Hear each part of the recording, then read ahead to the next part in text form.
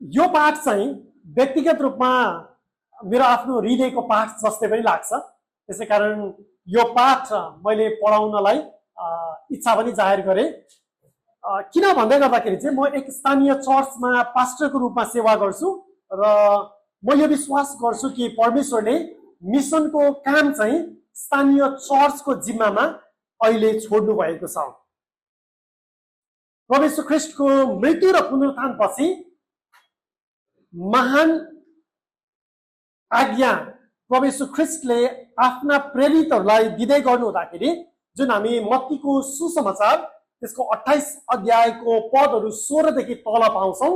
अनि त्यो महान आदेश पूरा गर्ने काम चाहिँ प्रेरितहरूद्वारा स्थापना भएका नयाँ करारका चर्चहरूलाई जिम्मा दिइएको छ। मैले भने कि यो पाठ मेरो लागि एकदमै मनपर्ने मेरो हृदयको पाठ हो। यस कारणले गर्दाखेरि होइन कि एक स्थानीय चर्चको रूपमा शक्तिशाली ब्याप्टिस्ट चर्चले यसमा राम्रो गरिरहेका छौँ भन्ने कारणले गर्दाखेरि होइन, तर विगतका वर्षहरूमा सम्भवतः हामी आफैले पनि गल्ती गर्दै र प्रभुको अनुग्रहमा सिक्दै आइरहेका कारणले गर्दाखेरि म यो पाठलाई तपाईहरुको बीचमा पढाउनको लागि पनि अत्यन्तै उत्साहित छु। र हामी चाहन्छौँ कि महान आज्ञाको विषयमा परमेश्वरको वचनले हामीलाई जे बताउँदछ यो कुरामा हामी सधैँभरि सिद्ध भएर सबै थोक ठिकठाक गरिरहेको हुन्छौँ भन्ने कारणले गर्दाखेरि होइन। फेरि पनि मैले अघि भने जस्तै सम्भवतः हामी गल्ती गर्दै सिकिरहेका हुन्छौँ, तर हामी प्रभुको वचनबाट अझ सिक्न र चर्चको स्वास्थ्यमा खास गरिकन अझ मिसनको बारेमा र महान आज्ञाको बारेमा यो बुझाइमा हामी अझ स्पष्ट र अझ बाइबलीय हुन चाहन्छौँ। पुनरुत्थान हुनुभएको ख्रीष्टले आफ्नो चर्चलाई उहाँको सुसमाचार घोषणा गर्न, त्यसै गरिकन बप्तिस्मा दिनको निम्ति र प्रभु येशू ख्रीष्टले जे कुरा यस संसारमा हुँदाखेरि उहाँले सिकाउनु भयो त्यही कुरा सिकाउनलाई र स्वस्थ स्थानीय चर्चहरू स्थापना गर्दै जातिहरूको माझमा चेला बनाउनलाई पठाउनुहुन्छ। यही कुरा नै महान आज्ञा स्थानीय चर्चको जीवनद्वारा पूरा गर्ने काम हो। म फेरि एकपटक दोहोऱ्याउन चाहन्छु। पुनरुत्थान हुनुभएको प्रभु येशू ख्रीष्टले आफ्नो चर्चलाई उहाँको सुसमाचार घोषणा गर्न, बप्तिस्मा दिन, उहाँले सिकाउनु भएको शिक्षा सिकाउन र स्वस्थ स्थानीय चर्च स्थापना गर्दै जातिहरूको माझमा चेला बनाउन पठाउनुहुन्छ। यही काम स्थानीय चर्चले महान आज्ञाप्रति आज्ञाकारी भएर पूरा गर्दछ। यस पाठमा हामी महान आज्ञा र स्थानीय चर्च भन्ने विषयलाई हेर्न गइरहेका छौँ। यो महान आज्ञाको सम्पूर्ण पक्षलाई अवलोकन गर्ने कक्षा पनि हुनेछ। एक अर्थमा यो मिसन सम्बन्धीको तालिमको सम्पूर्ण पाठहरूको एउटा मुख्य पाठ पनि हो। यो महान आज्ञा स्थानीय चर्चद्वारा पूरा गर्ने काम। महान आज्ञा दिनुहुने यसको स्रोत चाहिँ ख्रीष्ट येशू प्रभु हुनुहुन्छ। यसको स्रोत पुनरुत्थान हुनुभएको ख्रीष्ट हुनुहुन्छ र महान आज्ञा पूरा गर्ने माध्यम चाहिँ उहाँले राखिदिनु भएका स्थानीय चर्चहरू हुन्। महान आज्ञाको एउटा लक्ष्य छ, त्यो हो ख्रीष्ट येशू प्रभुका चेलाहरू निर्माण गर्ने। महान आज्ञा पूरा गर्ने एउटा प्रक्रिया पनि छ र त्यो प्रक्रिया भनेको चाहिँ सुसमाचारको प्रचार गर्ने र विश्वास गर्नेहरूलाई बप्तिस्मा दिने, अनि अन्त्यतः यसको परिणाम, महान आज्ञाको परिणाम भनेको चाहिँ स्वस्थ स्थानीय चर्चहरू स्थापना गर्नु हो।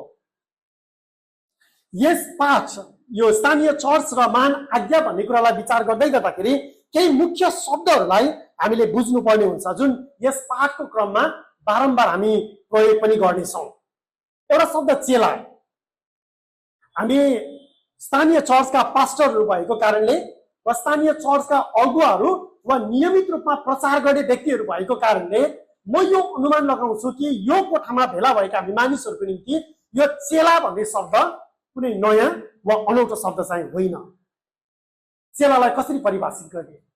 सामान्यतया चेला भन्दै गर्दाखेरि यसो ख्रिस्टलाई पछ्याउने व्यक्ति यो यस्तो व्यक्ति हो जसले आफ्नो पापहरू पश्चाताप गर्छ।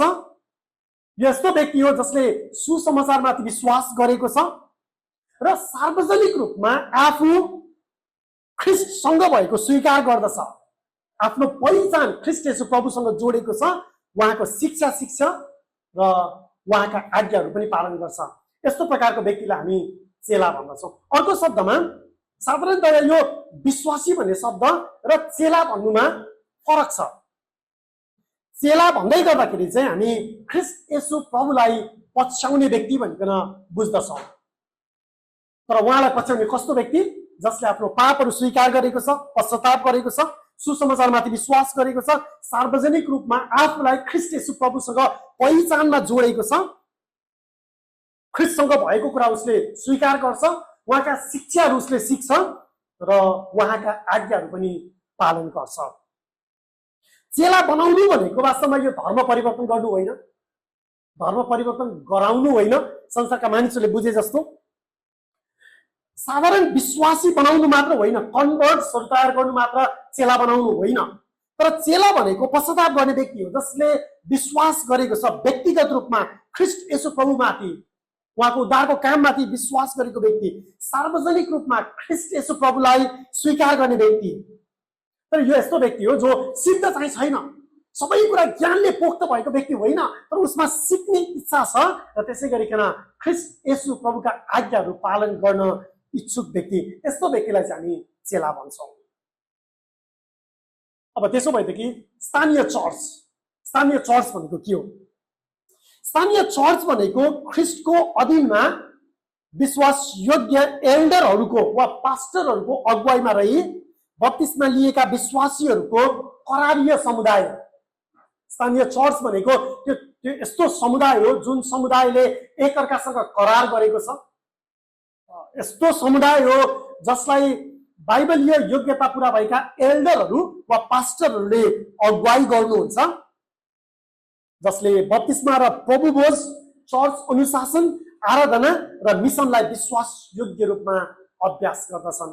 यस्तो समुदायलाई हामी स्थानीय चर्च भन्दछौँ। चर्च भनेको भवन होइन, चर्च भनेको कार्यक्रम पनि होइन, तर उद्धार गरिएका मानिसहरूको एउटा करारको समूह वा करारको समुदाय हो। त्यसै कारणले गर्दाखेरि स्थानीय चर्च भन्ने कुरा विचार गर्दै गर्दाखेरि हामीले याद गर्नुपर्ने कुरा चाहिँ यो स्थानीय चर्च भनेको चाहिँ महान आज्ञा पुरा गर्नको निम्ति ख्रिस्ट येशू प्रभुले यस संसारमा राख्नु भएको एउटा समुदाय हो, महान आज्ञा पुरा गर्नलाई। त्यसै कारणले गर्दाखेरि मिसनको बारेमा विचार गर्दै गर्दाखेरि यो मिसनको काम भनेको चाहिँ यो कसै व्यक्तिको आफ्नो व्यक्तिगत परियोजना होइन, तर यो चर्चद्वारा गरिन्छ। चर्चद्वारा, स्थानीय चर्चद्वारा हुँदछ यो काम। नयाँ करारमा चेला बनाउने कार्य सधैँ स्थानीय चर्चसँग जोडिएको छ। त चेला बनाउनु भनेको चाहिँ यो मेरो सेवाकाई हो भनेर खुट्टा उचालेर कुद्नु होइन, तर चेला बनाउनु भनेको एक स्थानीय चर्चमा रहेर, चर्चको सन्दर्भमा रहेर चेला निर्माण गर्ने काम हो। अब चर्च स्थापना, अर्को एउटा शब्द चर्च स्थापना भनेको चाहिँ के हो त? सुसमाचार प्रचार र पास्टरीय सेवा एउटा यस्तो कार्य हो, यसको एउटा उद्देश्य छ, त्यो भनेको बाइबल अनुसार व्यवस्थित स्वशासित स्थानीय चर्च स्थापना गर्नु। चर्च स्थापना भनेको सुसमाचार प्रचारद्वारा हुन्छ। यो पास्टरीय सेवा एउटा यो काम हो र यसको एउटा उद्देश्य छ, त्यो उद्देश्य भनेको बाइबल अनुसार व्यवस्थित र त्यसै गरिकन स्वसञ्चालित चर्च स्थापना गर्नु, एउटा समुदायलाई सञ्चालन गर्नु। चर्च स्थापनाको काम यो वचन अनुसार हुनुपर्दछ। चर्च कसरी स्थापना हुँदछ भनेर परमेश्वरको वचनले हामीलाई अज्ञान छोडेको छैन।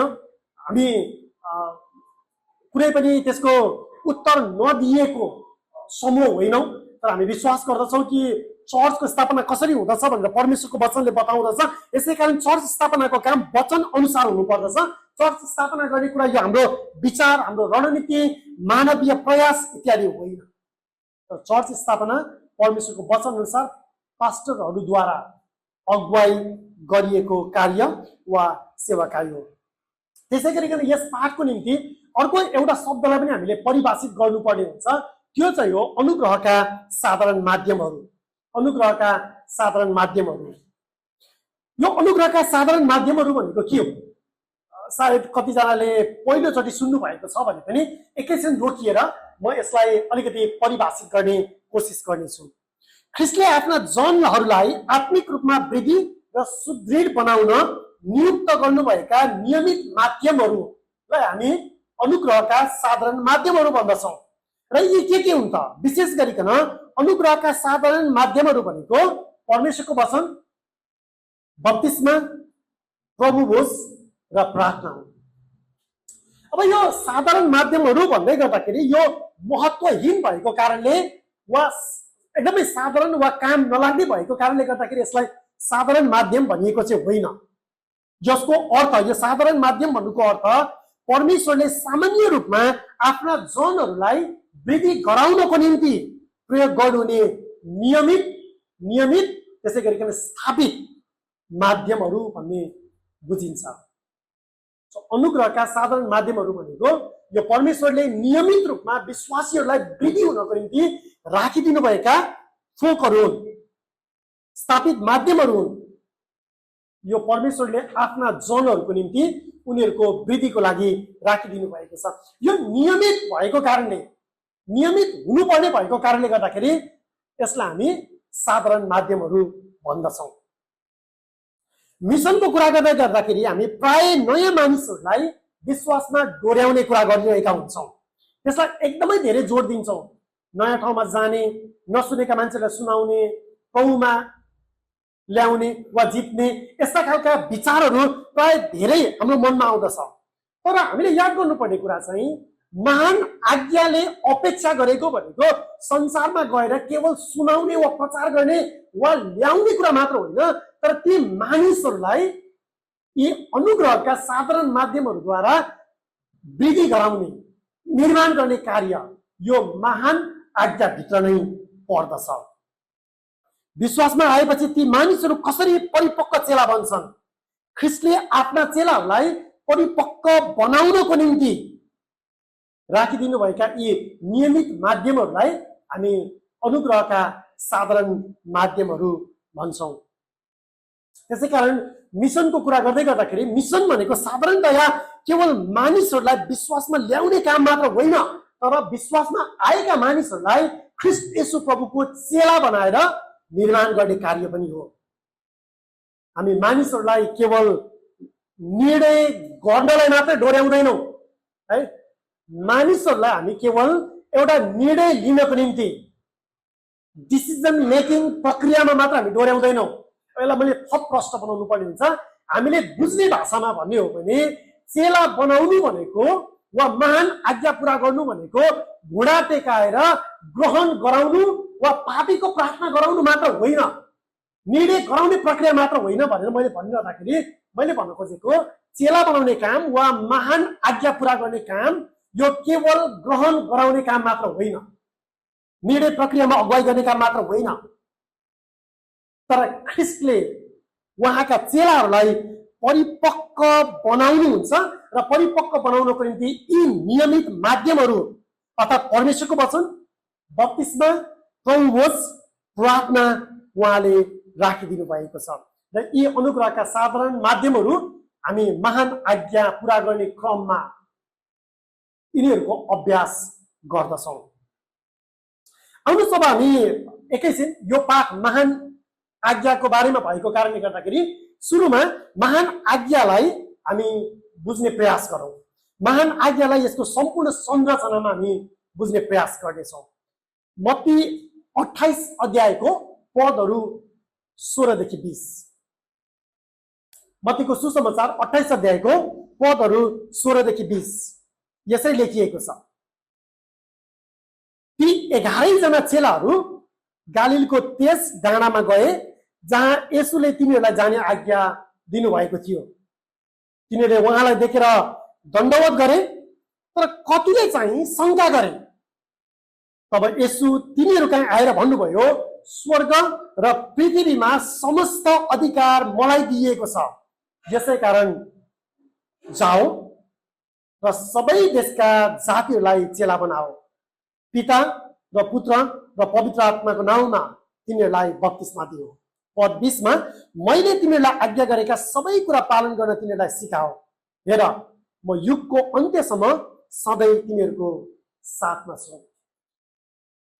यहाँनिर हामी देख्दछौँ कि पुनरुत्थान हुनुभएको ख्रिस्टले आफ्ना 11 जना प्रेरितहरूलाई बोलाएर यो आज्ञा दिनुभएको छ। यो आज्ञाको सुरुवात पुनरुत्थान हुनुभएको ख्रिस्टबाट सुरु हुन्छ। र त्यति मात्र होइन कि यसको सुरुवातको बारेमा मात्र होइन, उहाँले यसको अन्त्यको बारेमा पनि भन्नुभएको छ। उहाँले भन्नुहुन्छ कि उहाँको उपस्थिति जगतको अन्त्यसम्म रहनेछ। उहाँको उपस्थितिको प्रतिज्ञा पनि उहाँले दिनुभएको छ।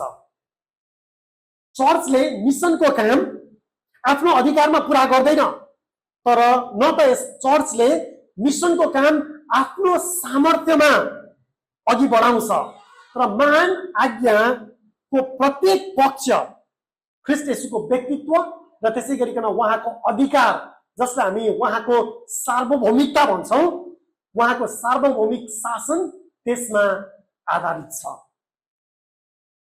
यसलाई बुझ्नको निम्ति हामी यो करिब 5 वटा कुराहरू, अधिकार, आज्ञा, यसको दायरा, यसका माध्यमहरू र प्रतिज्ञालाई संक्षिप्त रूपमा विचार गरौँ। 5 वटा कुरा यो महान आज्ञालाई यसको संरचनामा बुझ्नको निम्ति यो 5 वटा कुरालाई हामी संक्षिप्त रूपमा अवलोकन गरौँ। सुरुमा अधिकार। स्वर्ग र पृथ्वीमा समस्त अधिकार मलाई दिइएको छ भनेर ख्रिस्टले भन्नुहुन्छ।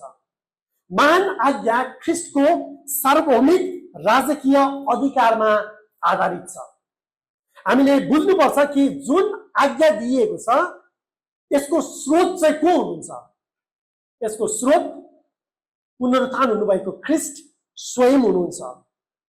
उहाँमा सार्वभौमिक राजकीय अधिकार छ। उहाँले नै आज्ञा दिएर पठाउनुहुन्छ। यो आज्ञा चाहिँ के हो त? आज्ञा चेलाहरू बनाऊ। यसको मुख्य उद्देश्य केवल निर्णय गराउनु, जानकारी बाँड्नु वा असल कामहरू गर्नु मात्र होइन, तर चेला बनाउनु।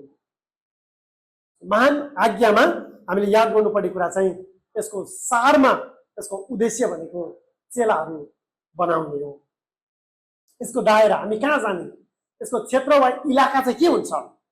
सबै देशका जातिहरूमा। कुनै पनि जाति, भाषा वा संस्कृति ख्रिस्टको सार्वभौमिक प्रभुत्व वा चर्चको मिसनको पहुँचभन्दा बाहिर छैन। हामीले याद गर्नुपर्ने कुरा चाहिँ यसको दायरा भनेको सबै देशका सबै जातिहरूको माझमा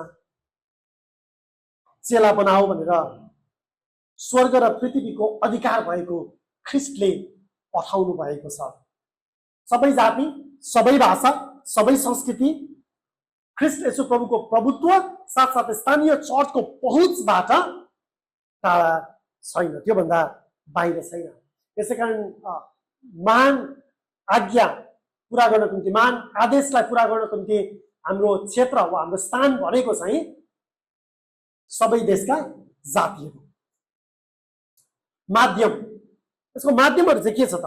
गएर सुसमाचारको घोषणा गर्नु भनेको सुसमाचारको प्रचार, बप्तिस्मा दिनु, विश्वास गर्नेहरूलाई बप्तिस्मा दिनु र सिकाउनु। हामी सुसमाचारद्वारा मानिसहरूलाई चेला बनाउँदछौँ। बप्तिस्माद्वारा उनीहरूको विश्वासलाई उनीहरूले सार्वजनिक गर्दछन् र उनीहरू ख्रिस्टका चेलाहरू हुन् भनिकन चिनिन्छन् र उनीहरू प्रवेश ख्रिस्टको शिक्षाको आज्ञाकारिताद्वारा परिपक्व बनाइन्छन्। चेला बनाउने माध्यम, यो काम कसरी गरिन्छ भन्ने कुरा पनि प्रभुले दिनुभएको छ र उहाँले आफ्नो प्रतिज्ञा पनि छोड्नु भएको छ। हेर म युगको अन्त्यसम्म सधैँ तिमीहरूको साथमा छु। युगको अन्त्यसम्म ख्रिस्ट आफ्नो सेवकहरूसँग निरन्तर उपस्थित हुनुहुन्छ। यो उहाँको प्रतिज्ञाले हामीलाई के कुराको निम्ति आशा दिन्छ? ख्रिस्ट येशू प्रभुको यो प्रतिज्ञा, हेर म युगको अन्त्यसम्म सधैँ तिमीहरूको साथमा छु भन्ने कुराले मिसनको निम्ति हाम्रो लागि आशा चाहिँ के छ त? जब तपाईँ हामी हाम्रो स्थानीय चर्चद्वारा मिसनको सेवामा सहभागी हुन्छौँ, हामी एक्लै छैनौँ, तर सार्वभौमिक पुनरुत्थान हुनुभएको ख्रिस्ट हाम्रो साथमा हुनुहुन्छ। यसै कारणले गर्दाखेरि हामीले एक्लो महसुस गर्नु वा शक्तिहीन महसुस गर्नु आवश्यक छैन। हामीले यो कुरा जान्नुपर्छ कि मिसनको काम पूरा गर्नको निम्ति ख्रिस्ट येशू प्रभुले आफ्नो प्रतिज्ञा पनि हामीहरूसँग दिनुभएको छ। यहाँनिर मुख्य आज्ञा चेलाहरू बनाओ भन्ने हो। यो महान आज्ञामा मुख्य कुरा चाहिँ यहाँ दिएको मुख्य जोड भनेको चाहिँ चेलाहरू बनाउने काम हो।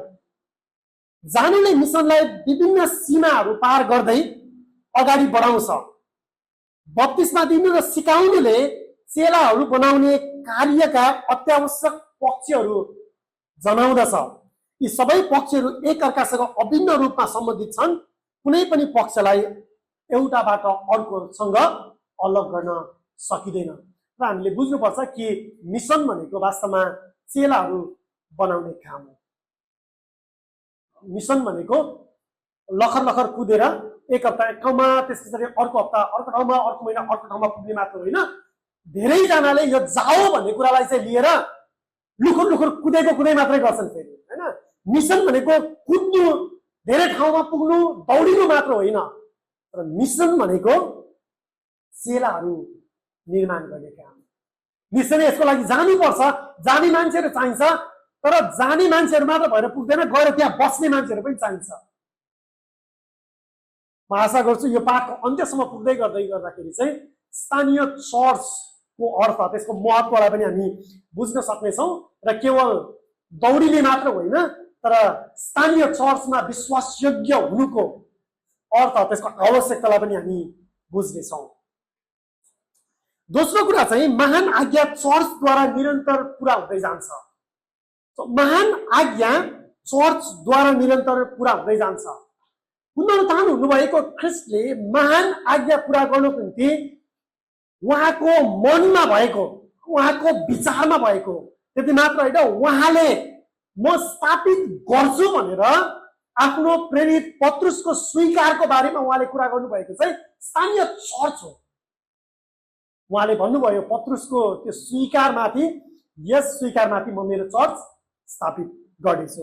यसै कारण त्यो स्वीकारको निरन्तरताको लागि जुन मिसनको काम हुन्छ, यो काम स्थानीय चर्चद्वारा निरन्तर पुरा हुँदै जान्छ।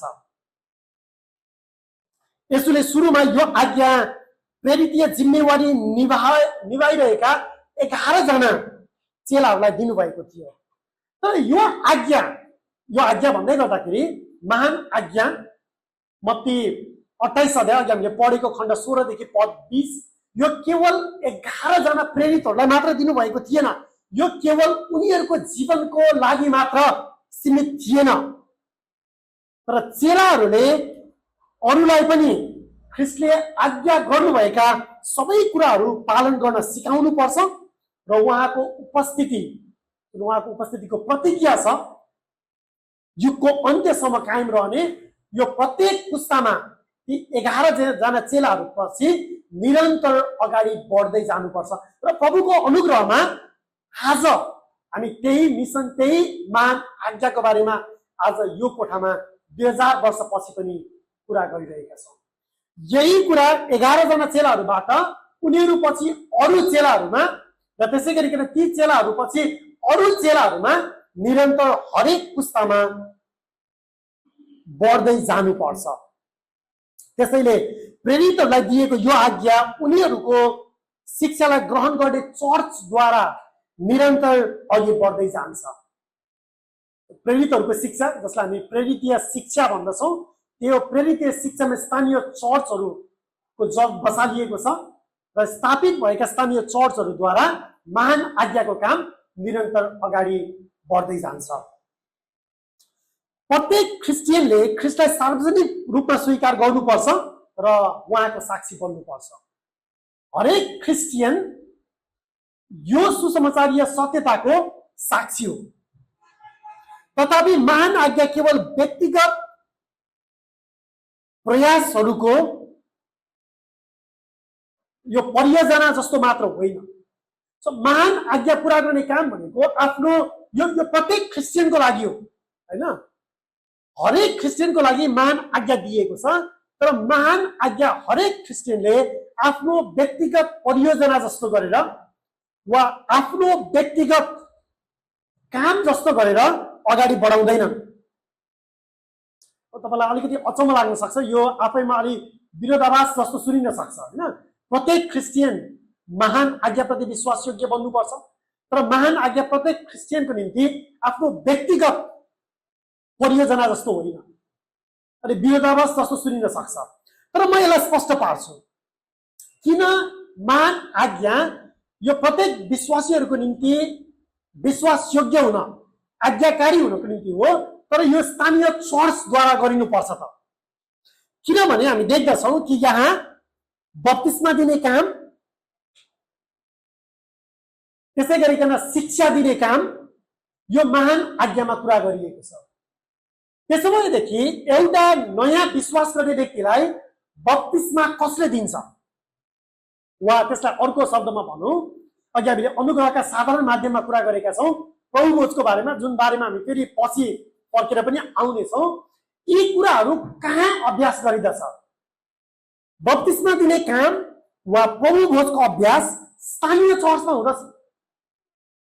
त्यसै कारण प्रभु येशू ख्रीष्टका चेलाहरू निर्माण गर्ने कुरा, यो काम भनेको स्थानीय चर्चको सन्दर्भ भन्दा बाहिर गएर हुन सक्दैन।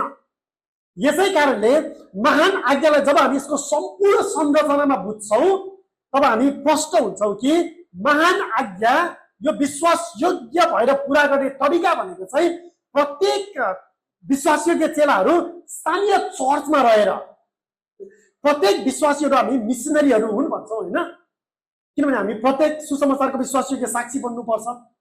तर हामी प्रत्येक विश्वासयोग्य सुसमाचारका साक्षीहरू हुने भनेको चाहिँ स्थानीय चर्चको सन्दर्भमा रहेर हो। यो कुरालाई चाहिँ हामीले छुटाउनु वा भुल्नु चाहिँ हुँदैन। बप्तिस्मा, अधिकारपूर्वक शिक्षा दिने कार्य, प्रभुभोजको अभ्यास, चर्च सदस्यता, चर्च अनुशासन, पास्टरीय वास्ता तथा सेवकहरूलाई पठाउने कार्य, यो स्थानीय चर्चको सामूहिक जीवन र स्थानीय चर्चको जिम्मेवारी अन्तर्गत पर्दछ। यसै कारण महान आज्ञा यो केवल व्यक्तिको व्यक्तिगत परियोजना मात्र नभएर यो स्थानीय चर्चको जिम्मेवारी हो।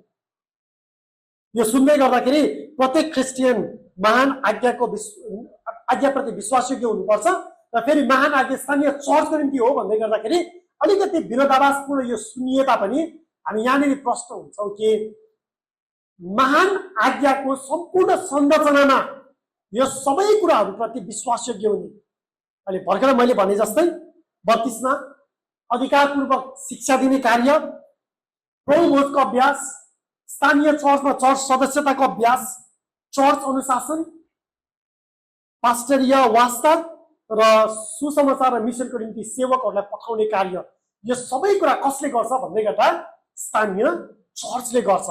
यसै कारण महान आज्ञा स्थानीय चर्चद्वारा मात्र हामी विश्वासयोग्य भएर पुरा गर्न सक्छौँ।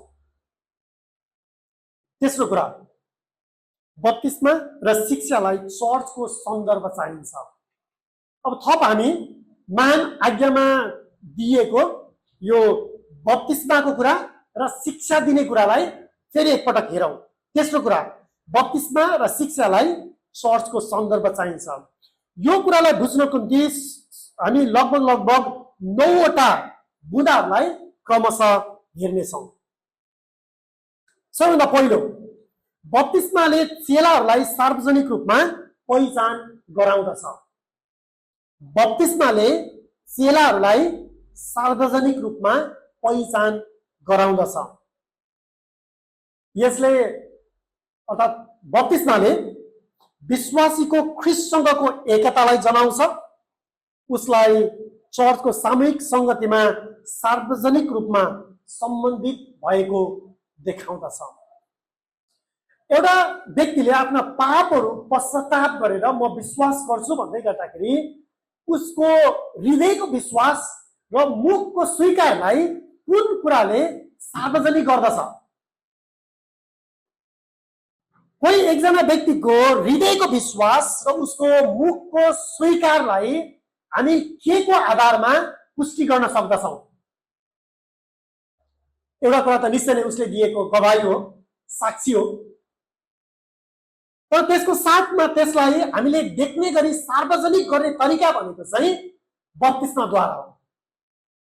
र बप्तिस्माले एउटा व्यक्तिलाई जो पापबाट पश्चाताप गरेर फर्किएको छ उसलाई ख्रिस्टसँग एक भएको पहिचान दिदछ। ख्रिस्टसँग मात्र होइन तर बाँकी ख्रिस्टको शरीरसँग, चर्चसँग पनि एक बनाउँदछ।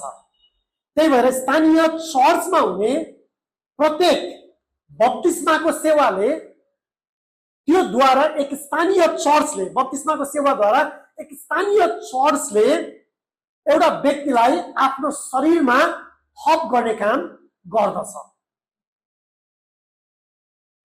यसको अर्को अर्थ, साधारण अर्थ भनेको चाहिँ कोही पनि व्यक्ति उसले विश्वास गरेको छु भन्दैमा ऊ स्थानीय चर्चमा सदस्य हुन सक्दैन, तर उसले आफ्नो विश्वासलाई बप्तिस्माद्वारा सार्वजनिक गरेको हुनुपर्छ।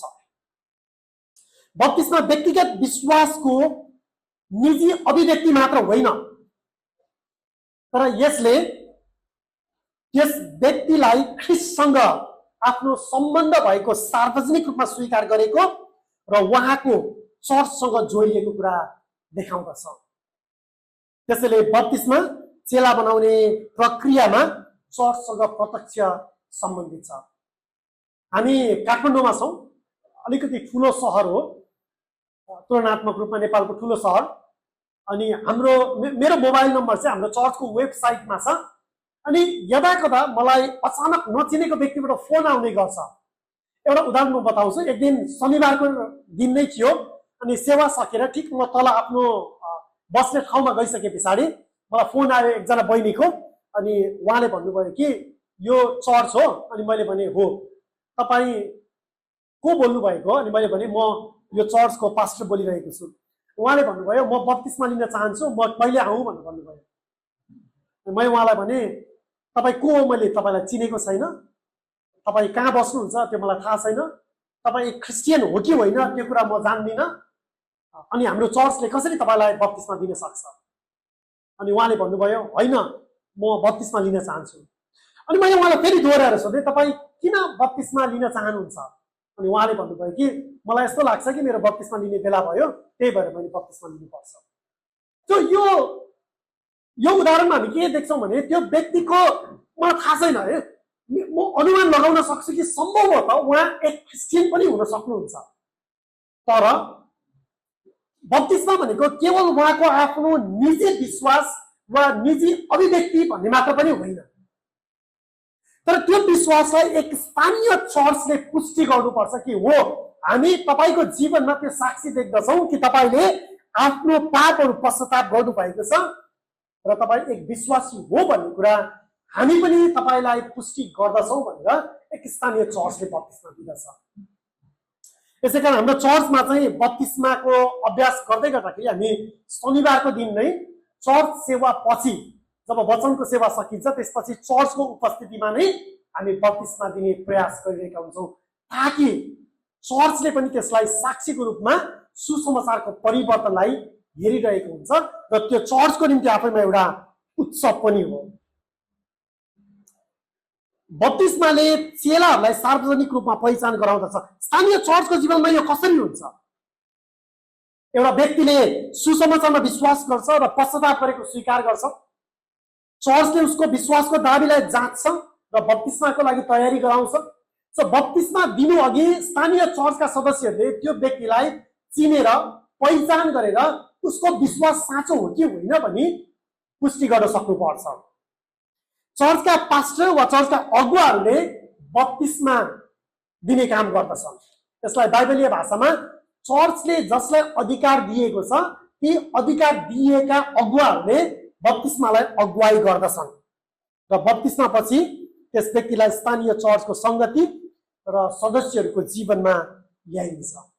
स्थानीय चर्चले बप्तिस्माद्वारा एकजना व्यक्तिलाई सार्वजनिक रूपमा पहिचान दिदछ। दोस्रो कुरा, शिक्षाको उद्देश्य आज्ञा पालन गर्नु हो। शिक्षाको उद्देश्य आज्ञा पालन गर्नु हो। महान आज्ञाले सुसमाचारको छोटो सारलाई सुनाउन मात्र होइन, तर ख्रीष्ट येशू प्रभुले आज्ञा गर्नु भएको सबै कुरा सिकाउन र पालन गर्नलाई शिक्षा दिन आग्रह गर्दछ।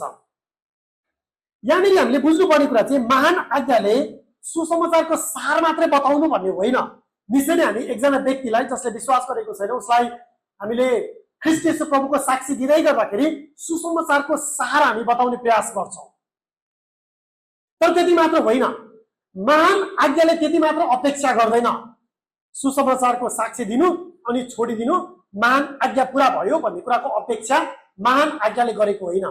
तर महान आज्ञाले यहाँ शिक्षा दिनु भन्ने कुराले, यो शिक्षा दिने उद्देश्यले आज्ञा पालन गर्नु हो भन्नुको अर्थ प्रभु येशू ख्रीष्टले उहाँको सेवाकाईको क्रममा जे कुरा सिकाउनु भयो ती सबै कुरालाई सिकाउनु भन्ने अर्थ पनि लाग्छ।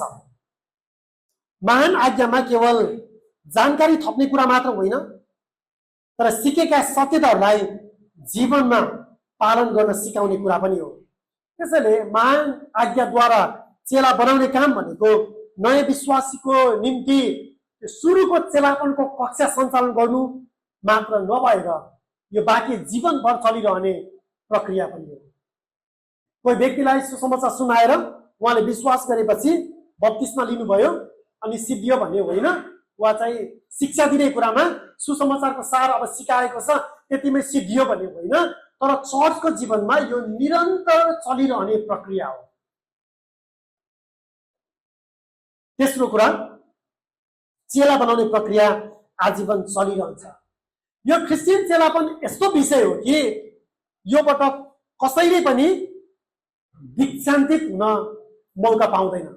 बुझ्नुहुन्छ दीक्षान्तित भनेको? पुरा गरेर सर्टिफिकेट लिएर अब चाहिँ म चेला भएँ, अब सिद्धियो भनेर त्यो अब म ग्रेजुएट भएँ होइन, अब सिद्धियो, अब योभन्दा अगाडि केही छैन भन्ने हुँदैन।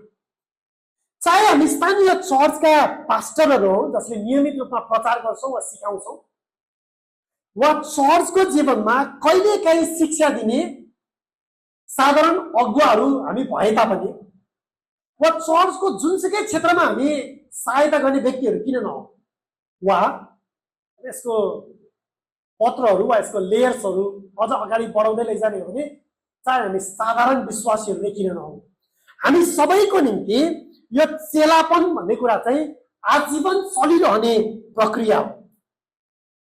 नयाँ विश्वासीहरूलाई आराधना, सिद्धान्त, प्रार्थना, संगति, सुधार र गोठालोपनको हेरचाह आवश्यक पर्दछ।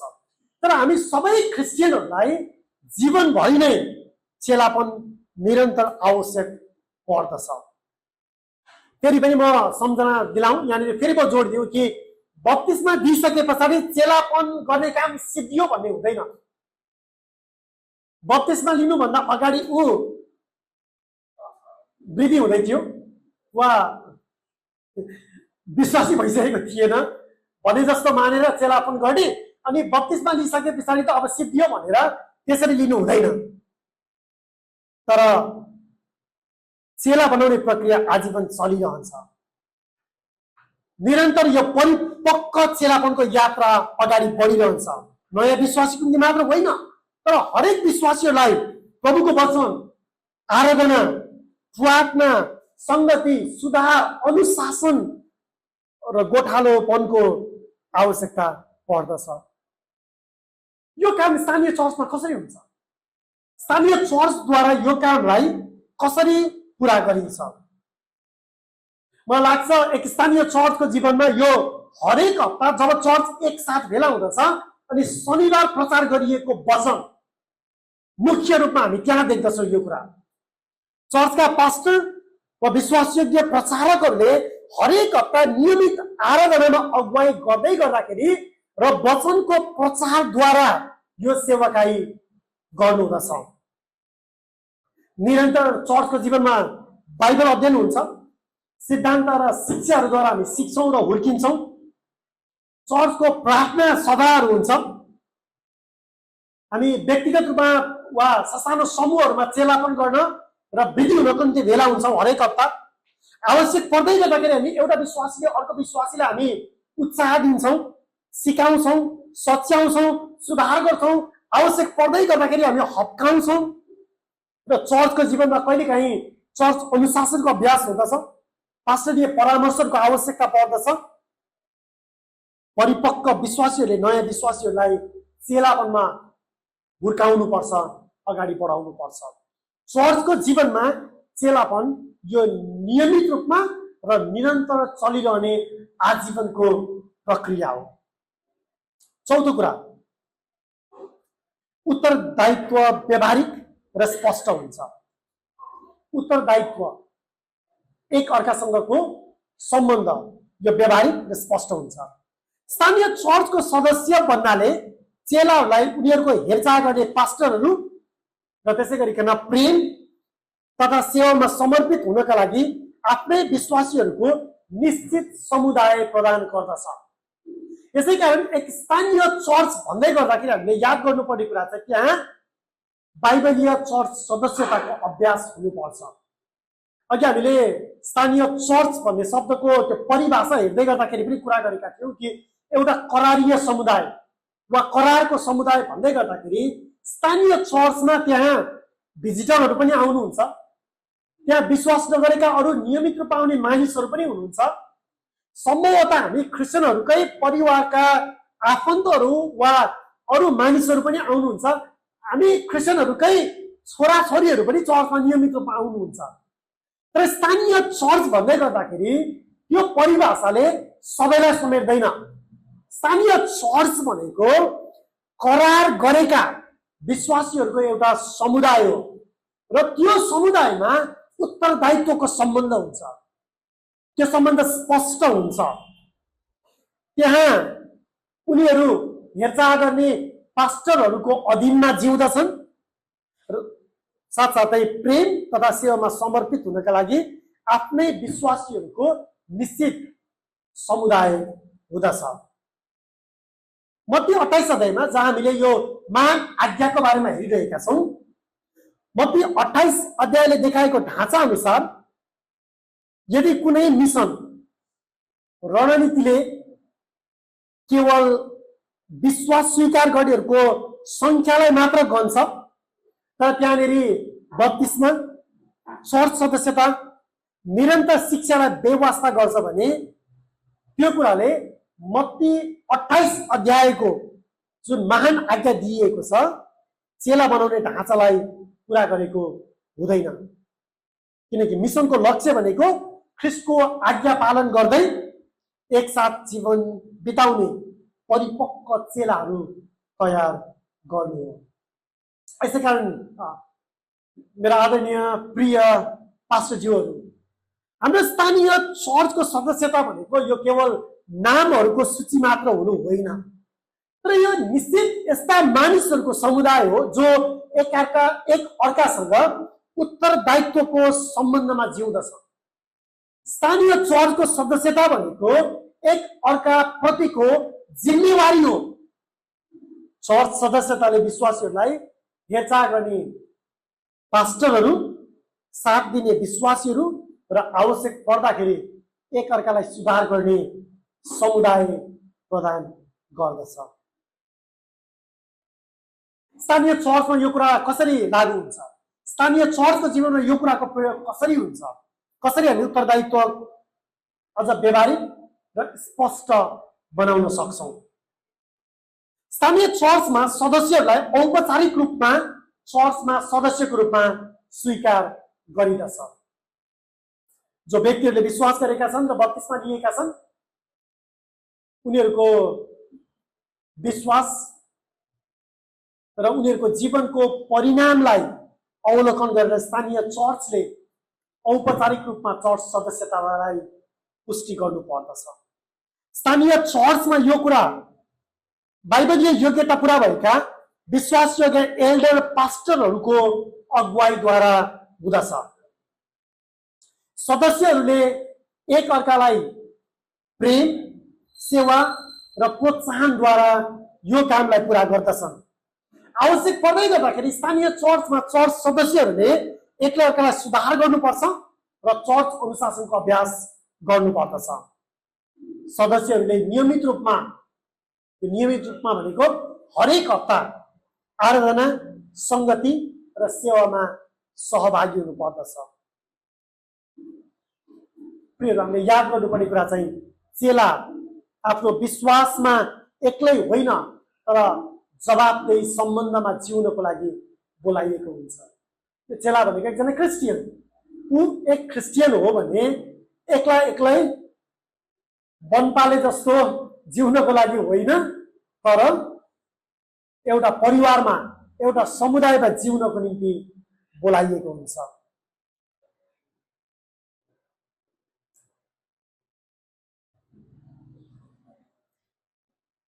यो महान आज्ञा पूरा गर्ने एउटा उदाहरण चाहिँ हामी एन्टिओकियाको चर्चलाई देख्दछौँ।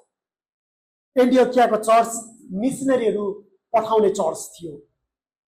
हामी प्रेरितको पुस्तकको 13 र 14 अध्यायमा देख्दछौँ कि चर्च केन्द्रित मिसन भनेको कस्तो हुन्छ। एन्टिओकियाको चर्चले यो महान आज्ञा पूरा गर्नको निम्ति स्थानीय चर्चको सन्दर्भमा रहेर यो कामको अभ्यास गरिरहेको छ। आजको समयमा पनि मिसनरी सेवाका सबै व्यवहारिक पक्षहरूको विस्तृत मार्गनिर्देशन चाहिँ हामी प्रेरित 13 र 14 अध्यायमा पाउँदैनौँ। तर महान आज्ञा पूरा गर्नलाई एउटा स्थानीय चर्चले कसरी अगाडि बढाएको छ वा कसरी अभ्यास गरेको छ भन्ने उदाहरण चाहिँ हामी त्यहाँनिर देख्दछौँ। यो नयाँ करारको उदाहरण हो, प्रेरितहरूको काम।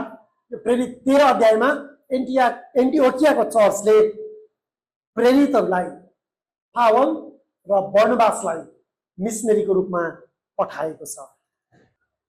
स्थानीय चर्चले मिसनरी पठाउने कामद्वारा साथसाथै अर्को कुरा चाहिँ आराधना र प्रार्थनाद्वारा यो काम गर्दछ। 5 नम्बरमा आराधना र प्रार्थना। प्रेरित 13 अध्यायको पदहरू 1 र 2 मा एन्टिओकियाको चर्चले प्रभुको आराधना गर्ने, उपवास बस्ने र पवित्र आत्माको निर्देशनलाई पालन गर्ने काम गरेको छ। प्रियहरू, प्रत्यक्ष रूपमा स्थानीय चर्चले महान आज्ञालाई निरन्तर अगाडि बढाएको उदाहरण हामी प्रेरित 13 अध्यायमा देख्दछौँ। यो प्रेरित 13 अध्याय एन्टिओकियाको चर्चले यहाँनिर के गरिरहेको छ। यो चर्च प्रार्थना र उपवासको निम्ति भेला भएको छ। प्रेरित 13 अध्यायको पदहरू 1 देखि 2 मा हामी देख्दछौँ पवित्र आत्माको निर्देशन सुनेर बर्नबास र साउललाई उनीहरूले मिसनरी सेवाको कामको लागि अलग गरेका छन्।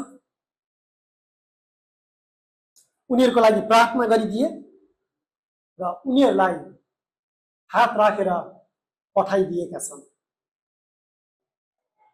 6औं कुरा चाहिँ चर्चले अलग गरी पठाउने कार्य। प्रेरित 13 अध्यायको पदहरू 2 देखि तल। पवित्र आत्मा परमेश्वरको अगुवाई र आज्ञाकारितामा बर्नबास र साउललाई मिसनरी सेवाको कामको लागि एन्टिओकियाको चर्चले अलग गरिदिन्छ। हात राखेर उनीहरूको लागि प्रार्थना गरिरहेको छ र मिसनको कार्यको निम्ति पठाइरहेको छ। यहाँनिर हामी बर्नबास र साउलले प्रभुले हामीलाई यो भन्नुभयो वा यो देखाउनु भयो भनेर आफै दाबी गरेर हिँडिरहेका छैनन्। यहाँनिर अवलोकन गर्दै गर्दाखेरि हामी देख्दछौँ कि पवित्र आत्मा परमेश्वरले मलाई वा हामीलाई दिनुभएको सेवाकाई हो भने साउल र बर्नबासले यो कामलाई लिएर हिँडेका छैनन्। तर पवित्र आत्मा परमेश्वरले केवल साउल र बर्नबासलाई मात्र होइन तर चर्चलाई नै यो कुरा देखाइदिनु भएको छ। त्यसैकारण मिसनको बारेमा यो पठाउने कुरा गर्दै गर्दाखेरि हामीले बुझ्नुपर्ने कुरा चाहिँ प्रभुले मलाई यो सेवाकाई दिनुभयो वा प्रभुले मलाई यहाँ पठाउनु भयो वा प्रभुले मलाई यो दिनुभयो भने हामीले व्यक्तिगत रूपमा दाबी गरिरहेका छौँ भने पवित्र आत्मा परमेश्वरले त्यो मलाई देखाइदिनु भएको हो भने सम्भवतः त्यही कुरा पवित्र आत्मा परमेश्वरले मेरो चर्चलाई पनि देखाइदिनुहुन्छ, मेरा अगुवाहरूलाई पनि त्यो देखाइदिनुहुन्छ। यही कुरा हामी देख्दछौँ एन्टिओकियाको चर्चमा। कि पवित्र आत्मा परमेश्वरले चर्चद्वारा यी व्यक्तिहरूलाई पठाउनको निम्ति सहायता गरिराख्नु भएको छ। मिसनरी सेवामा चर्चको पहिचान, चर्चको अनुमोदन, चर्चको प्रार्थना र समर्थन महत्त्वपूर्ण हुन्छ भन्ने कुरा हामी यहाँ देख्छौँ। सातौं कुरा चाहिँ सुसमाचारको घोषणा। जब हामी प्रेरित 13 र 14 अध्यायमा पढ्दछौँ तब हामी देख्दछौँ प्रेरित 13 र 14 अध्यायमा कि साउल र बर्नबास चाहिँ विभिन्न स्थान र परिस्थितिहरूमा निरन्तर सुसमाचार प्रचार गर्दै अगाडि बढेका छन्। मिसनरीहरूले विभिन्न स्थानमा र परिस्थितिहरूमा सार्वजनिक रूपमा र व्यक्तिगत रूपमा ख्रीष्टको सुसमाचारको घोषणा गरेका छन्। मिसनरी सेवाको केन्द्रमा ख्रीष्टको सुसमाचारको स्पष्ट रूपमा घोषणा हुनुपर्दछ। उनीहरूले विभिन्न स्थानमा र परिस्थितिहरूमा सार्वजनिक रूपमा र व्यक्तिगत रूपमा सुसमाचार सुनाएका थिए। चर्चले आफ्नै समुदायमा सुसमाचार प्रचार गर्ने काम गर्छ, तर त्यति मात्र होइन, सदस्यहरूलाई चर्चले सुसमाचारको साक्षी दिनको निम्ति निर्माण गर्छ र चर्चका सदस्यहरू सुसमाचार सुनाउनको निम्ति साहसी बन्दछन् र विश्वासयोग्य भएर बाहिर जाँदछन्। यहाँनिर हामीले बुझ्नुपर्ने कुरा चाहिँ फेरि सुसमाचारको प्रचार भन्दै गर्दाखेरि यो महान आदेशमा कुनै कार्यक्रम तय गर्ने है, रणनीति बनाउने त्यो मात्र होइन, तर सुसमाचार प्रचार गर्ने काम भनेको विश्वासयोग्य भएर व्यक्तिगत रूपमा वा स्थानीय चर्चको रूपमा सामूहिक रूपमा पनि सुसमाचार प्रचार गर्ने काम हो। यो कार्यक्रम मात्र होइन, र हाम्रो दैनिक जीवनमा हामीले निरन्तर सुसमाचार प्रचारको काम गर्नुपर्छ। र यो केवल यो सुरुवात चाहिँ स्थानीय चर्चबाट हुँदछ, तर यो चर्चको चारवटा भित्ताभित्र मात्र सीमित हुँदैन। फेरि यो काम चर्चको चारवटा भित्ताबाट बाहिर निस्केर विभिन्न स्थानमा र विभिन्न परिस्थितिमा पनि सुसमाचार प्रचारको काम निरन्तर अगाडि बढ्दछ। स्थानीय चर्चबाट बाहिर विभिन्न भाषाहरू, जातिहरूको माझमा सुसमाचार लैजाने काम हुनुपर्दछ। यो काम स्थानीय चर्चद्वारा हुँदछ। आठौं कुरा, चेलाहरू र चर्चहरू। उनीहरूले विश्वासीहरूलाई सुदृढ पार्छन् र प्रत्येक चर्चमा एल्डरहरू नियुक्त गर्दछन्। प्रेरितहरूको कामको किताब पढ्दै गर्दाखेरि हामी देख्दछौँ कि मिसनरीहरू नयाँ ठाउँमा गएर सुसमाचार प्रचार गर्दै गर्दाखेरि स्थानीय चर्चमा अगुवाहरू तयार गरेर छोड्ने काम गरेका छन्। र नयाँ करारले अनि प्रेरितहरूको कामको पुस्तकले पनि एल्डरहरूको नियुक्तिको बारेमा प्रष्टसँग बताउँदछ। मिसनरीहरूको काम मानिसहरूलाई विश्वासमा डोर्याउने मात्र नभएर एक स्थानीय चर्चमा जोड्ने काम पनि हो। अब पहिलो शताब्दीमा चाहिँ स्थानीय चर्चहरूको स्थापना सबै ठाउँमा भएको थिएन, यसै कारण उनीहरू नयाँ ठाउँमा गए र स्थानीय चर्चको स्थापना गरे। तर अहिले पनि नयाँ ठाउँमा जाँदै गर्दाखेरि चाहिँ हामी स्थानीय चर्चद्वारा भएर जानुपर्छ। यही कुरा हामी देख्दछौँ। अब स्थानीय चर्चको निम्ति एल्डरहरूको आवश्यकता पर्दछ। चेलाहरूले चर्चहरू स्थापना गर्ने काम गरेका छन्। उनीहरूले चेलाहरूलाई सुदृढ बनाए र प्रत्येक चर्चमा एल्डरहरू नियुक्त गरे। मिसनको एउटा स्पष्ट लक्ष्य छ। मिसनको लक्ष्य भनेको चर्च स्थापना गर्नु, स्थानीय चर्च। तर केवल चर्च स्थापना गर्नु मात्र होइन, तर स्वस्थ चर्च स्थापना गर्नु पनि हो। मिसनले स्वस्थ चर्च स्थापना गर्ने लक्ष्य राख्दछ। स्थानीय चर्चले नयाँ विश्वासीहरूलाई निरन्तर शिक्षा दिन्छ, उनीहरूलाई विश्वास गर्ने नयाँ विश्वासीहरूलाई चर्चको जीवनमा जोड्छ। चर्चले स्थानीय चर्चको जीवनमा विश्वास योग्य र बाइबलीय योग्यता पुरा भएका अगुवाहरूको पहिचान गर्छ र आफ्ना अगुवाहरूलाई तालिम दिएर नियुक्ति गर्ने काम गर्छ। त्यसलाई हामी एल्डरहरूको नियुक्ति भन्छौँ वा पास्टरहरूको नियुक्ति गर्ने काम गर्छ। चर्चलाई स्वस्थ बनाउनको निम्ति स्वसञ्चालित बनाउने काम गर्छ र बाइबल अनुसार एउटा चर्चको जीवनलाई सुव्यवस्थित बनाउनको निम्ति काम गर्दछ। अनि स्थापना भएका नयाँ चर्चहरू जस्तै ती चर्चहरू बाइबलीय स्वास्थ्यमा वृद्धि हुँदै जान्छन् अनि ती चर्चहरूले अरू ठाउँहरूमा स्वस्थ चर्च स्थापनाको निम्ति बाइबलीय योग्यता पुरा भएका अगुवाहरूलाई मिसनको निम्ति पहिचान गरेर नियुक्ति गरेर पठाउने काम गर्दछ। यो सबै कुरा स्थानीय चर्चको जीवनद्वारा हुँदछ। अन्तिम र नवौं फर्केर प्रतिवेदन दिनु। फर्केर प्रतिवेदन दिनु यो महान आज्ञा पुरा गर्दै गर्दाखेरि नयाँ कालमा हामी यो एउटा प्रष्ट ढाँचा देख्छौँ कि मिसनरीहरू नयाँ ठाउँमा जान्थे र सेवा गर्थे र केही समयपछि उनीहरू फर्केर पठाउने चर्चलाई रिपोर्ट दिनको लागि आउँथे। यही कुरा गरेको यो फर्केर प्रतिवेदन दिनु भनेको।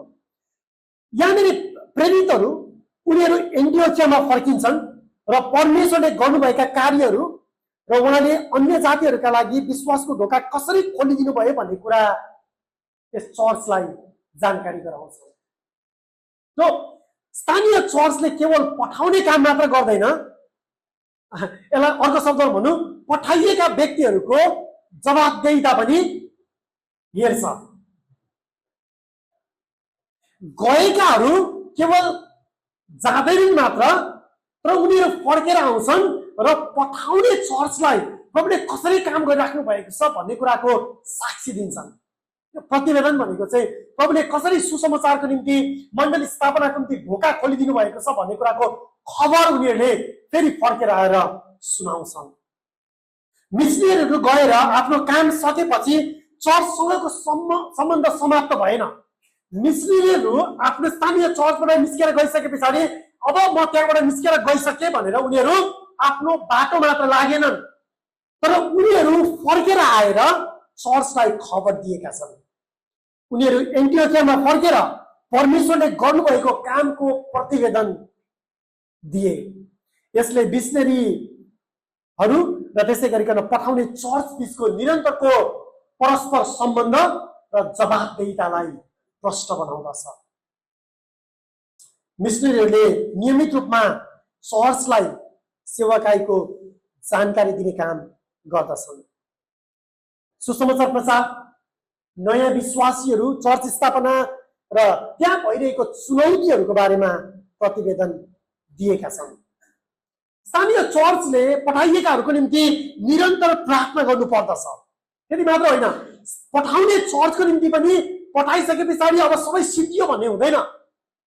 पठाउने चर्चले निरन्तर पठाइएकाहरूको निम्ति प्रार्थना गर्छ, आवश्यकता अनुसार आर्थिक सहयोग गर्नुपर्छ र त्यसै गरिकन व्यावहारिक सहयोग पनि उपलब्ध गराउनु पर्छ। मिसनरीहरूलाई पठाउने चर्चसँग निरन्तर परस्परको सम्बन्ध र जवाबदेहिता त्यहाँ हुँदछ। यो ढाँचा कस्तो देखिँदछ? यो ढाँचा महान आज्ञा र स्थानीय चर्च, यसलाई यसरी भन्न सकिन्छ कि चर्चले प्रार्थना गर्छ, पहिचान गर्छ पठाउनु पर्ने व्यक्तिहरू, पहिचान गरेर पठाउँछ, पठाइएका व्यक्तिहरूको निम्ति सहायता गर्छ, पठाइएका व्यक्तिहरूबाट उनीहरूको प्रतिवेदन ग्रहण गर्छ। मिसनरीहरूले चाहिँ सुसमाचार प्रचार गर्छन्, चेला बनाउँछन्, चर्चहरूलाई सुदृढ पार्ने काम गर्छन् र स्थानीय चर्चहरूमा एल्डरहरू नियुक्त गर्ने काम गर्छन्, अगुवाहरू नियुक्त गर्ने काम गर्छन्।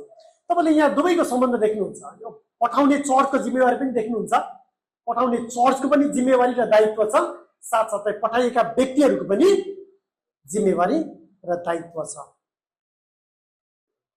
जब हामी प्रेरित 14 अध्यायमा आउँछौँ, उनीहरूले विभिन्न ठाउँमा सुसमाचार प्रचार गरे चेलाहरूलाई सुदृढ बनाए, चर्चहरूमा एल्डरहरू नियुक्त गरे अनि अन्त्यमा एन्टियोखियामा फर्केर फेरि चर्चलाई प्रतिवेदन दिएका छन्। यहाँ हामी महान आज्ञा केवल व्यक्तिगत रूपमा पूरा भएको देख्दैनौँ। मानिसहरूले व्यक्तिगत रूपमा यो महान आज्ञा मेरो हो भनेर आफ्नो व्यक्तिगत परियोजना बनाएर हिँडेको हामी देख्दैनौँ। र यसको पछाडि एउटा स्थानीय चर्च छ। स्थानीय चर्चले प्रार्थना गर्छ, पहिचान गर्छ, पठाउँछ, पठाइएका व्यक्तिहरूको निम्ति सहायता गर्छ, उनीहरूबाट प्रतिवेदन ग्रहण गर्छ। पठाइएका मिसनरीहरू जो छन्, पठाएका व्यक्तिहरू जो छन्, उनीहरूले गएर विश्वासीको भएर सुसमाचार प्रचार गर्छन्, चेला बनाउँछन्, चर्चहरूलाई सुदृढ गर्छन्, चर्चहरूमा विश्वासयोग्य अगुवाहरू नियुक्त गर्छन्, एल्डर र पास्टर नियुक्त गर्छन्, फर्केर फेरि प्रतिवेदन दिन्छ। प्रियहरू, चर्च स्थापना मिसनरी सेवाकाईको केन्द्रबिन्दु हो। मिसनरी सेवाकाईको केन्द्रबिन्दु भनेको चर्चको स्थापना हो। चर्चको स्थापना नयाँ करारले प्रस्तुत गरेको मिसनको नमुना केवल नयाँ विश्वासीहरूलाई विश्वासमा ल्याउने वा अस्थायी भेलाहरू सञ्चालन गर्ने काममा मात्र सीमित छैन। यो भन्नुको अर्थ चाहिँ मिसनरी कार्य भनेको 3 दिनको वा 1 हप्ताको मिसन ट्रिप जानु मात्र होइन है। मिसनका क्याम्पहरू वा सभाहरू आयोजना गर्नु मात्र होइन, तर मिसनरी सेवाकाईको केन्द्रबिन्दु चर्च हुनुपर्छ, स्थानीय चर्च। म 1 हप्ता मिसन ट्रिपको विरोधी होइन, तर 1 हप्ता मिसन ट्रिप जाँदै गर्दाखेरि हामी त्यहाँ भएको स्थानीय चर्चलाई आधार बनाएर जानुपर्छ। किनभने 1 हप्तापछि फेरि फर्केर हामी आफ्नै चर्चमा आउँछौँ, तर त्यहाँका मानिसहरूलाई हेर्ने, हेरचाह गर्ने, चेलापन गर्ने, शिक्षा दिने, निर्माण गर्ने काम त्यही रहेको स्थानीय चर्च र त्यस चर्चका अगुवाहरूले गर्छ। मिसनरी सेवाकाई भनेको 1 दिनको मिसन ट्रिप होइन। म फेरि पनि दोहोऱ्याउँछु, फेरि म 1 दिनको लागि जाने मिसन ट्रिपको विरोधी होइन, तर म के भन्छु भने 1 दिनको लागि त्यहाँ जाँदै गर्दाखेरि फेरि हामी साँझ फर्केर आउँछौँ, तर के त्यहाँ हामी जाँदै गर्दाखेरि त्यही रहेका स्थानीय चर्चहरूलाई बलियो बनाउन, उत्साह दिन, प्रोत्साहन दिन, निर्माण गर्न, उहाँहरूले गर्दै गर्नुभएको सेवाहरूलाई अझ बलियो सशक्तिकरण गर्न, सुदृढ बनाउनको निम्ति हामीले प्रयास गर्नुपर्छ। त्यो चाहिँ वास्तवमा चर्च केन्द्रित मिसन हो।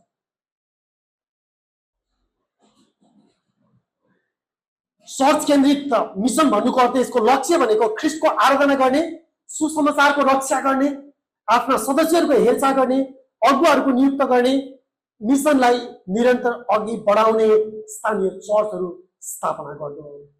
त्यसैले चर्च स्थापना धेरै सेवाहरू मध्येको एउटा वैकल्पिक सेवा कार्य होइन, तर मिसनरी सेवाको केन्द्रबिन्दु हो। स्वस्थ मिसन र चर्चका चिन्हहरूको बारेमा संक्षिप्त रूपमा कुरा गरौँ।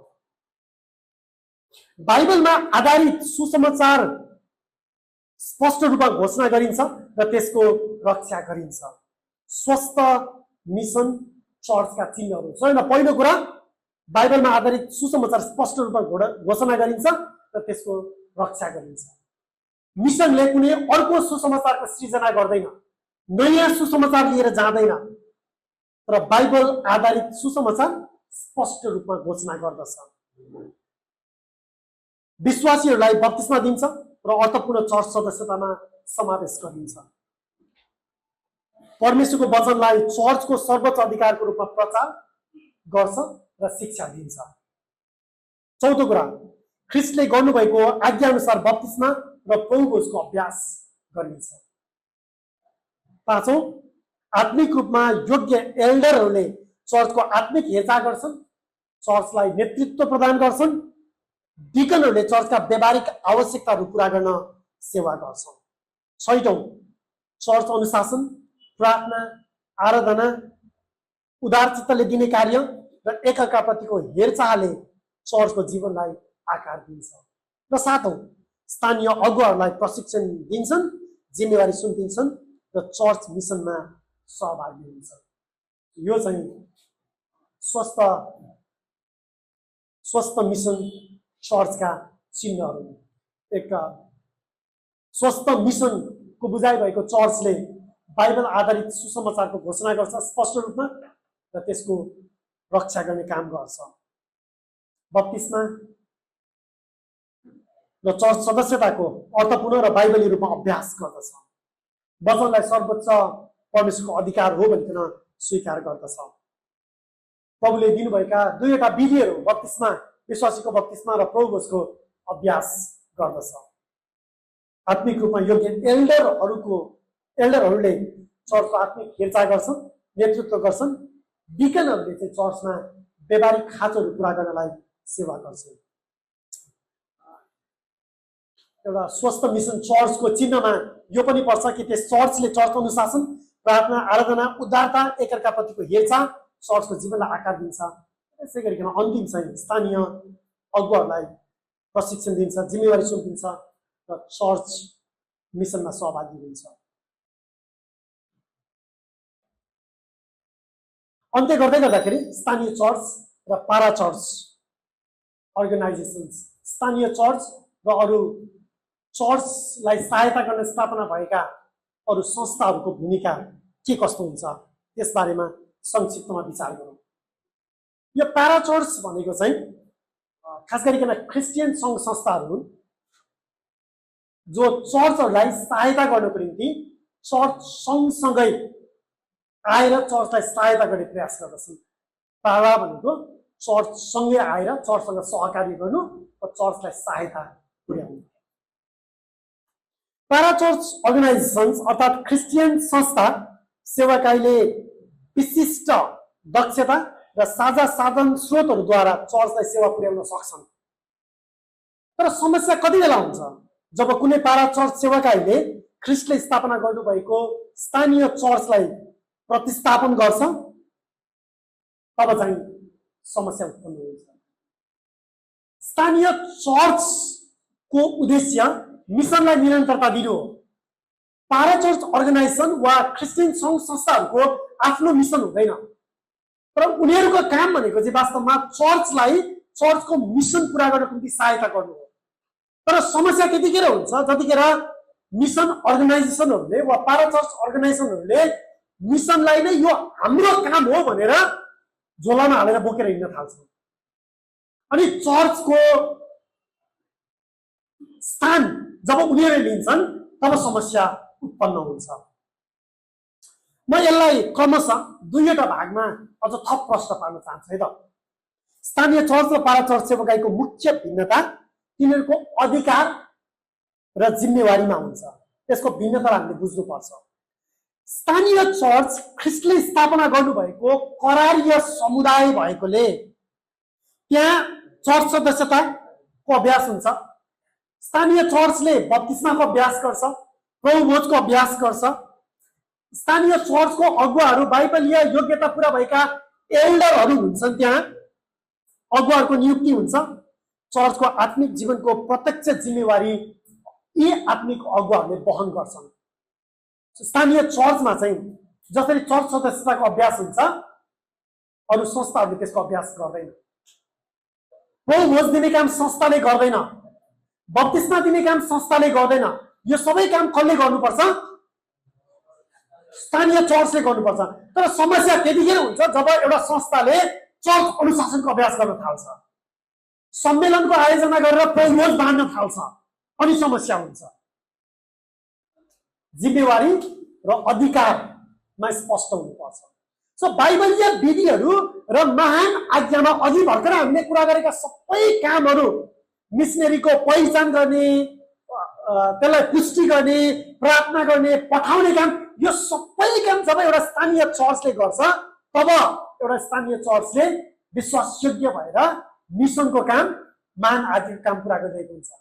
तर जब पहिचान गर्ने काम, नियुक्ति गर्ने काम, हात राखेर पठाउने काम जब पारा चर्च अर्गनाइजेसनले गर्छ हो, त्यतिखेर चाहिँ समस्या हुन्छ भनेर भनेको क्या। यदि अझ पनि बुझ्नु भएको छैन भनेदेखि चाहिँ त्यसो भएदेखि संस्थाहरूको स्थान चाहिँ के हुन्छ त? संस्थाहरूको भूमिका के हुन्छ? पारा चर्च सेवाकाईहरू वा क्रिस्चियन संस्थाहरू वा मिसन अर्गनाइजेसनहरू जुन छन्, उनीहरूको काम भनेको चाहिँ स्थानीय चर्चहरूको विकल्पको रूपमा काम गर्नु होइन। तर यस्ता संस्थाहरूले बाइबल अनुवादको निम्ति वा राम्रा पुस्तकहरूको अनुवाद गर्ने कार्यको निम्ति तालिम उपलब्ध गराउनलाई, अध्ययन अनुसन्धान गर्नको निम्ति, प्रकाशनको निम्ति, व्यवस्थापन वा राहत जस्ता विशेष अरू सेवाकाहरूको निम्ति स्थानीय चर्चहरूलाई टेवा दिने काम, बुझ्नुहुन्छ नि, टेवा दिने भनेको वा टेको लगाउने भनेको हो त्यस्तो काममा सहायता गर्न सक्छन्। तर उनीहरूले महान आज्ञा पूरा गर्दैनन्। महान आज्ञा स्थानीय चर्चले पूरा गर्छन् र महान आज्ञा पूरा गर्नलाई प्रभुले राख्नु भएको साधन भनेको चाहिँ स्थानीय चर्चहरू हुन्।